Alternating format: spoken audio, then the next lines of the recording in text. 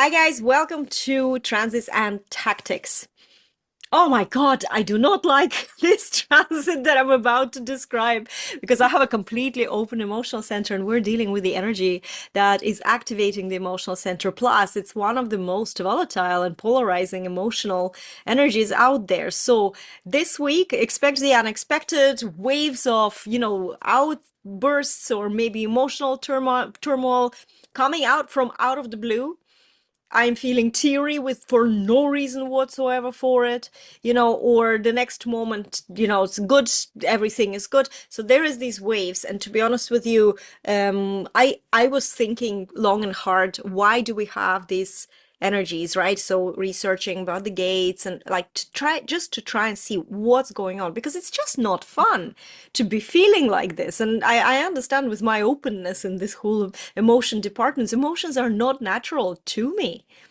I mean, I experience them, but they don't come from me. So they're still like alien things. They come in and then, they get amplified, especially when you're not aware, when you're not emotionally intelligent, which I think over the course of my life I had to be because otherwise you're just spilling it all out into the universe, and at people around you as well. And this is the kind of transit that can be very volatile like this. So let's talk about this gate. The gate is actually itself is a wonderful gate, the gate known as the gate of spirit.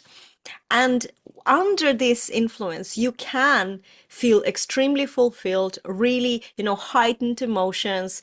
You can be very you can feel so in touch with life, with your purpose, so free. And I know that in the past, as I was watching the transits already, there was a specific transit in my life personally that was really, really poignant and the clarity, and it was really, really good energy. Now, this year, fast forward to, it's a completely opposite experience. So, with the emotions running high or low, it is possible to feel like you have no purpose, that you are empty, and feel like you're a victim to something. And this is a really important energy because when you're feeling like this, when you're feeling dissatisfied, you're feeling that there's, a bit of a like, oh, the world is happening at me at the moment. Why is it here? And that was the question that bothered me because, I want to take action on things. I don't really like waiting. In my design, I'm a splenic projector, so I am kind of okay to act on the, momentary knowledge, and my sense is action as well. But with this energy, you can't. You can't act on the emotions. The emotions are the most powerful, raw force. And this is why in the hierarchy of human design authorities, the emotional authority always comes first. If you have an emotional center defined, and Anita, you have emotional center defined, Yeah. this is your authority. You are dealing with these emotional waves all the time, whether you choose it or not. It's just what it is, so you have to wait them out. And I think that this period for the rest of us is showing the importance of waiting for clarity, and Mm. through that waiting, you're creating shifts. You're starting to see, you're learning something about yourself, something meaningful. It becomes very obvious where you stand with certain things, and that can make you feel really upset, or make you feel more open to these lows, but you don't want to stay there, right? So you can create shifts and watch people around you. There's things and situations can come up, and that just acts as a, as a trigger in a way to shift you into something else. So this is not the period, although we're waiting for emotional clarity, but this is the period where we can start making those changes in our lives, at least making decisions. If you don't want to act on it, you can still make decisions, that around whatever is going on. So it's interesting, just if you are feeling like I am feeling all over the place, it's okay. It's only 6 days, right? The energy will pass. So waiting it out, unless your authority, like what happened to me last year, actually in 2024, the authority is a big yes. And it's nothing to do with emotions. It's just the knowledge. We all have this sense of when to know when things are correct. So wait a little bit, and beauty can happen, especially that we have the grounding energy of earth is in gate 59, and it's known as the gate of sexuality, but it's not just about sexuality. It's about togetherness, right? And it's about creating something. It's about starting something new. The gate of sexuality is about, creating children, starting businesses, creating partnerships. It's about intimacy and it's about connection. And so there is a lot can be happening in your relationships. And when we talk about relationships, yes, it can be romantic life. And in fact, that big event happened to me in 2024 was meeting my now husband, Jim.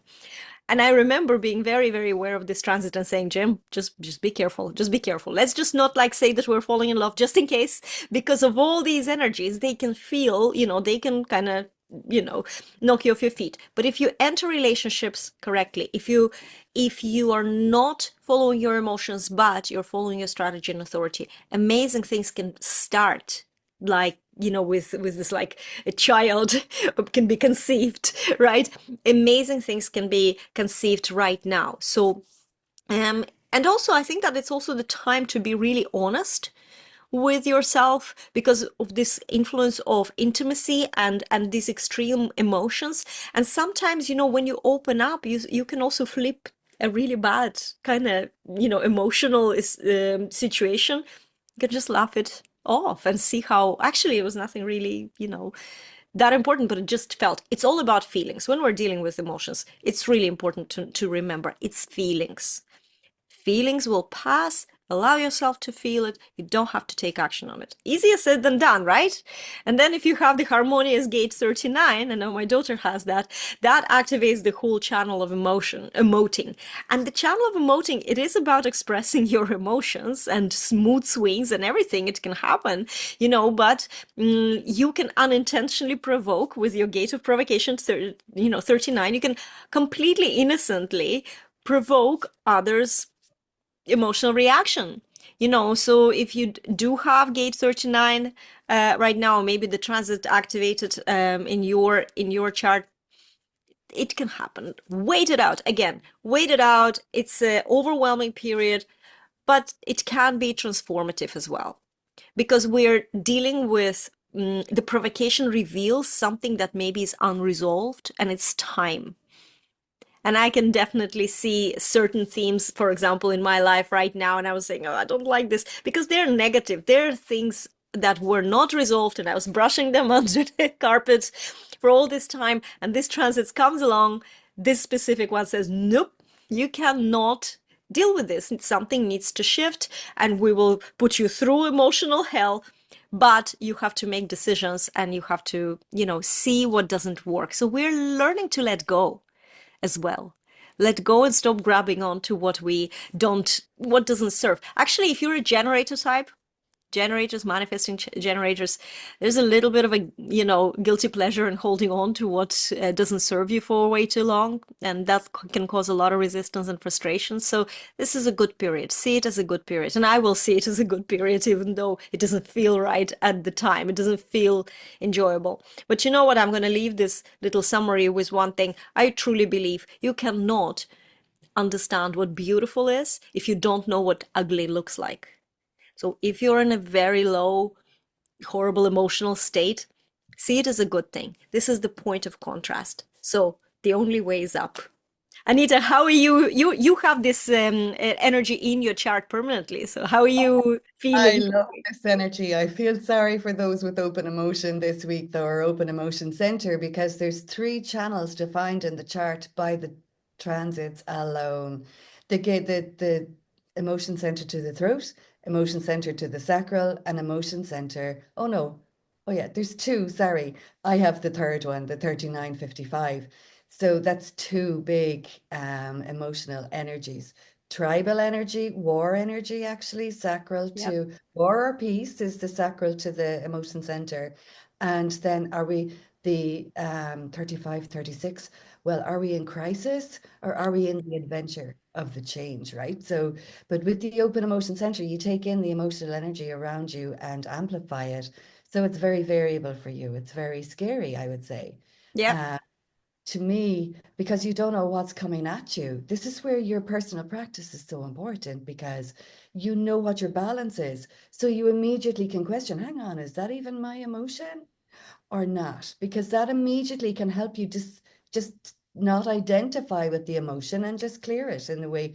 So if you need any tips, tools, or whatever, this is what I teach my clients to do. Learn how to manage your emotional intelligence or your emotional savvy. And, at the moment, like we're awash, no pun intended, with emotion because we have the sun has just moved into Pisces, which is a water sign. Water is the emotion. Pisces, Cancer, Scorpio. So Saturn is there, Neptune is there, the sun is there, the North Node is there. What we're seeing with this is that whether we like it or not, we're energetic beings. And this energy moves in different ways through us, and how we process it is based on our design. But these energies are the energies of letting go. The sun is coming in and saying, okay, I'm going to highlight where you need to let go, but we're letting go emotional attachment to situations, to people that are holding us stuck in potentially miserable situations. Now, on the other side, well, I could go through I could speak about this for the week. So the other side is Mars is still retrograde in Cancer. Cancer is also another water sign, and it's about safety. It's about feeling safe at home, feeling safe in your relationships, feeling safe in your beginnings. But Mars is out of bounds. So what we're looking at here is old childhood stuff is being triggered. Old unresolved things are being triggered. And what can happen is we feel the emotion and we misplace it. We place it on something that's happening in front of us. So your neighbors might be making noise next door, or the builders might be banging out the back at 6 o'clock in the morning when they're not supposed to start. And so things, you'll be overly emotionally triggered than normal, but May very I much. may I just interrupt you very quickly because I did read that this is a very acoustic gate 55. Yeah. So this can happen what you're describing. So guys, Oh, if you do have noisy neighbors or something else, they acoustically you can be triggered. So just be aware of that. Awareness is powerful. absolutely. You might even have tinnitus this week because there's so much going on with the hearing, right? But also what's important with this energy is it's a huge manifesting energy. Yes. So if you look at it, like 50% um of the survey population of human design have a defined emotion center. And what this gate tells you, when you're in the emotional state, you're actually in the victim of this energy. You can provoke people to have emotional reactions, but you can also promote emotional clearing or provoke emotional clearing so that you're free of the emotion and are now clear to make the decision and connect with your decision strategy. So it's very powerful energy. One way or another, you're not going to get away with it. There's a lot of triggers around the world where, the childhood stuff would have been what happened so that stopped you from shining when you were a kid. Now, loads of things happened. None of them bad, some of them bad. It really depends on your childhood. But it might just have been the teacher telling you to shut up. Or it might have been your parents, you might have been doing something for the first time, feeling really scared, and your parents going, don't worry, you'll be fine. And you're there with this big energy inside you going, it doesn't feel fine. And you start to mistrust. You start to mistrust the parent and but even something as simple as that can jam your emotions. And I love to look at this in a circuit, with your electricity. I mean, this is energy.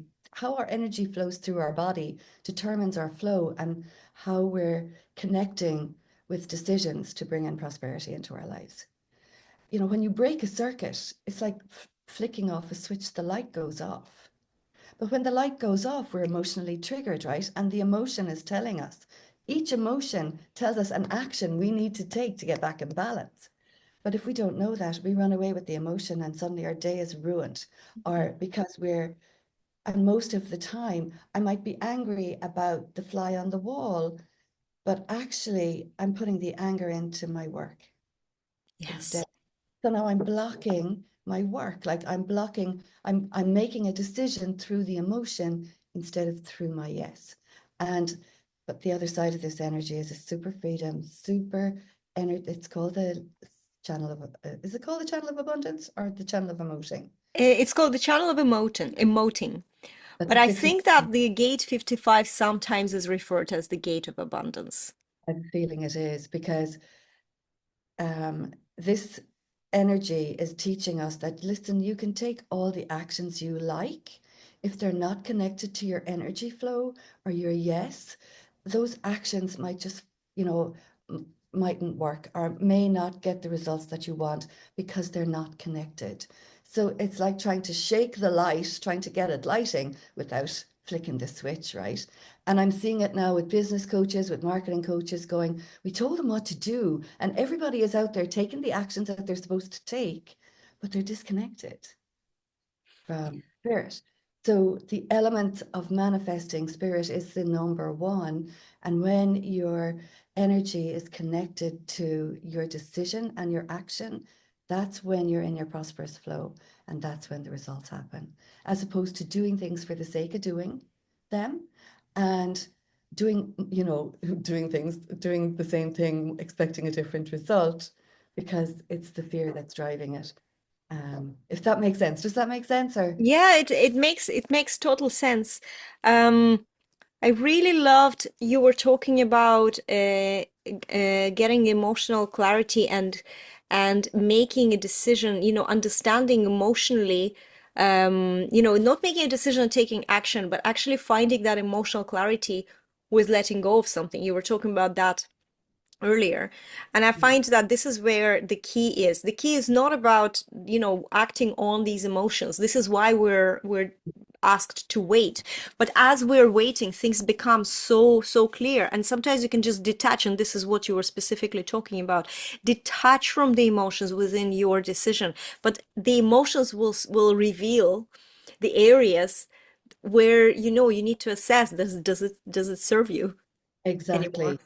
So let's be clear about the action. The emotion is telling you to take an action, but the action isn't to go and bite the nose off someone, or it isn't to um, take that business action out of fear or out of anger.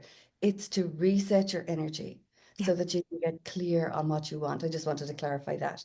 But That's beautiful because this is exactly where we are misunderstanding the words. We're taking them at a surface value sometimes and running with them.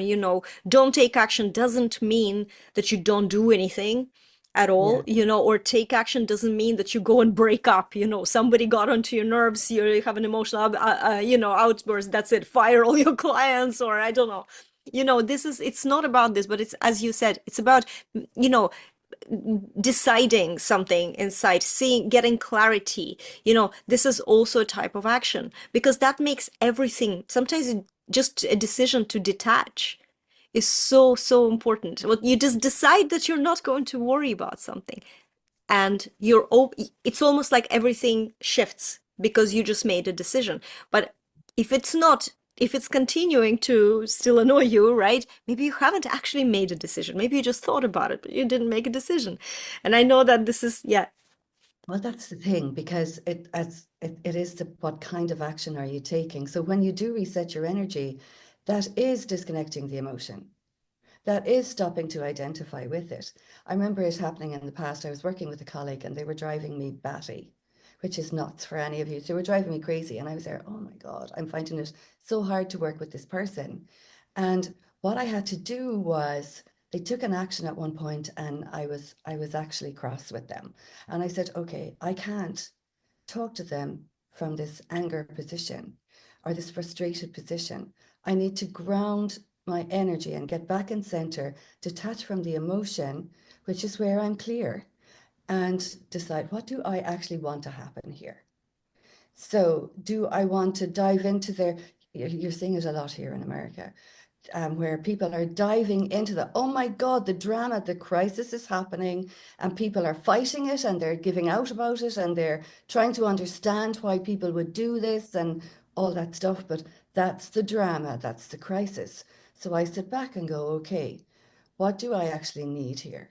So I was able to make a clear decision and talk to that person about what I wanted to happen instead of what's wrong. Um, it's bad or good, it's right or wrong. You're doing, I got out of that conversation, blame, shame, whatever, and moved into the conversation of, look, this is where we need to go. This is what I want done. And that's how you can detach from the emotional. energy, because a lot of people are jumping into the crisis. But if you look at our design and our energy and our spiritual teaching and mental teaching, and that is, look, there can be many crises in your life, but you're not the crisis unless you're jumping in. It's like throwing in a life, it's like instead of throwing a life buoy with someone who's drowning so that you're not dying as well, the negative aspect is you dive in to save them and you both die, right?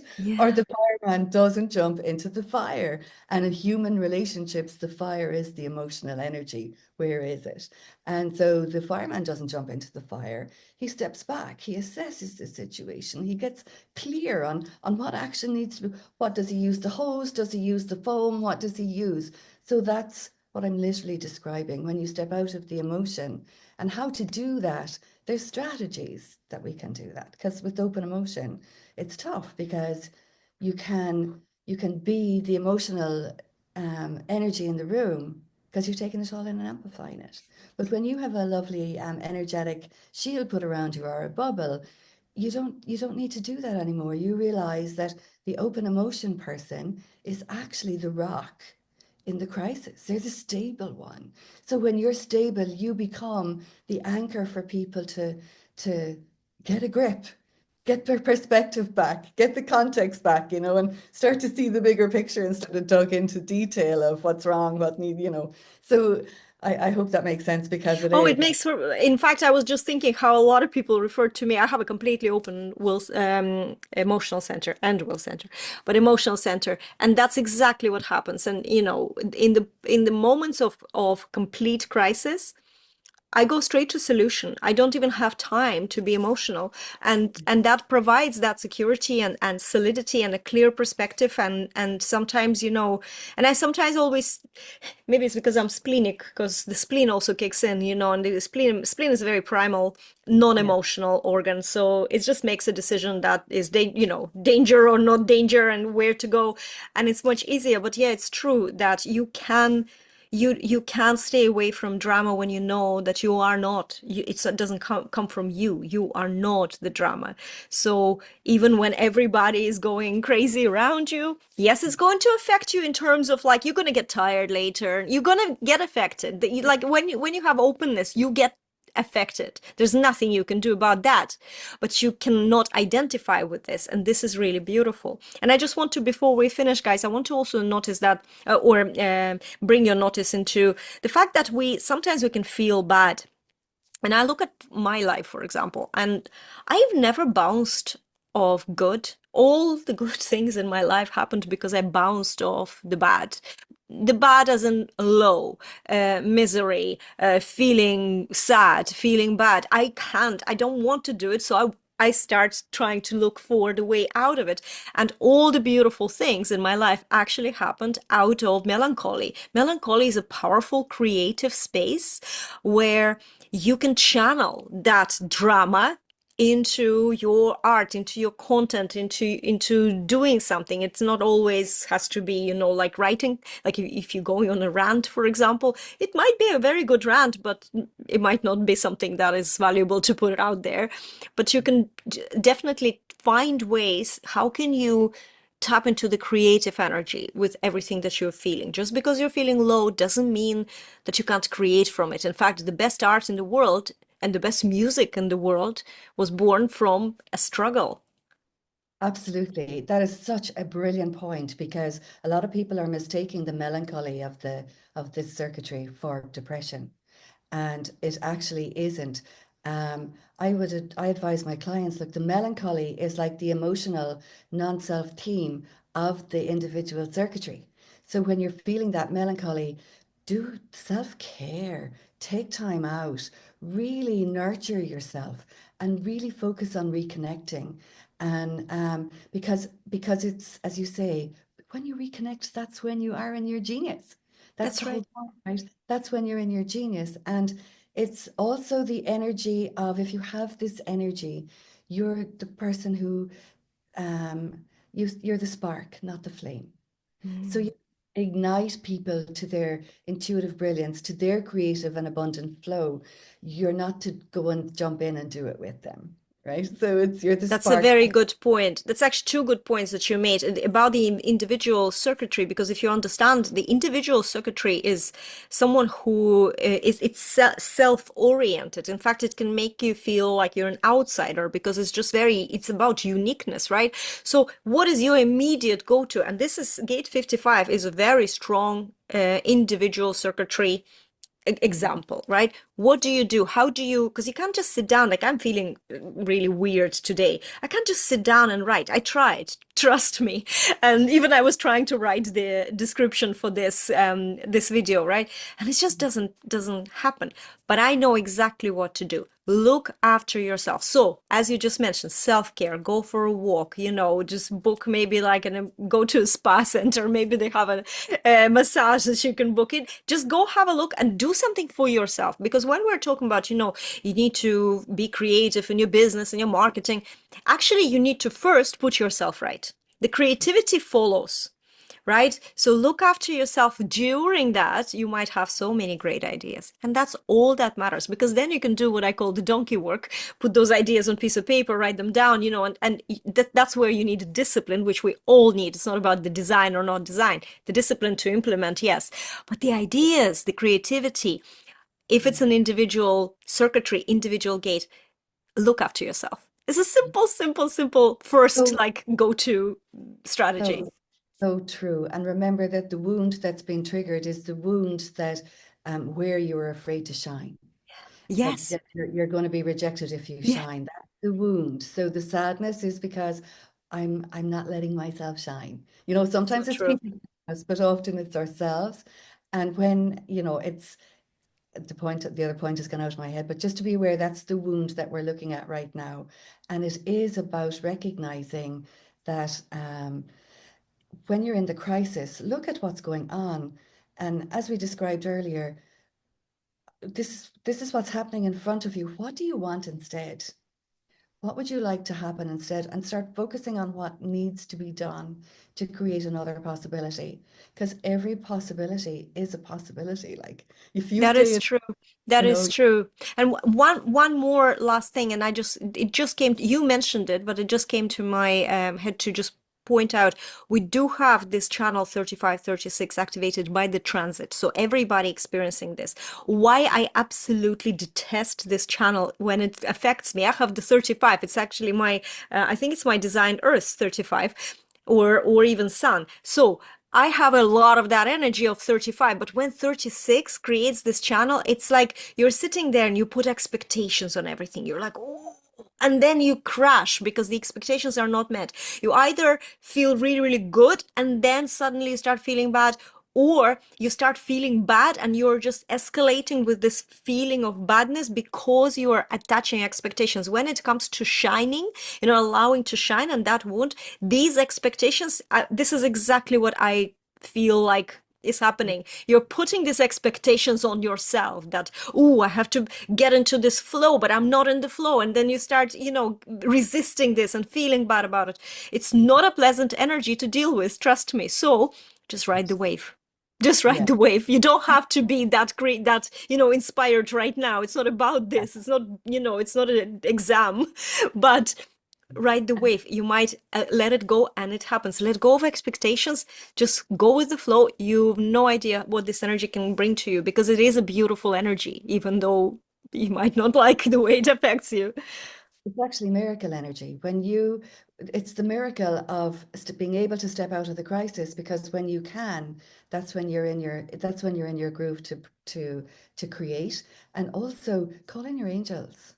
Calling your angels to ask them to smooth out your aura, to smooth out your space, to clear your space or whatever. Call in those spiritual helpers that allow you to find the calm. Because as Juliette said, this is bigger than us. Everybody's feeling this, right? Everybody on the planet. Everybody is feeling the sacral to the emotion center. We're being sparked. Why does it need to be war? Why can't we have peaceful solutions? And so just call in your angels and ask them to help you today or this week or every day. I say every day because I think they're for every day, but you know, it really can help when you feel that you have that support. That's a wonderful advice. That's a wonderful advice, guys. We'll leave you with that. The help is always available. It's just a ask away. And we will see you in the next episode of Transits and Tactics.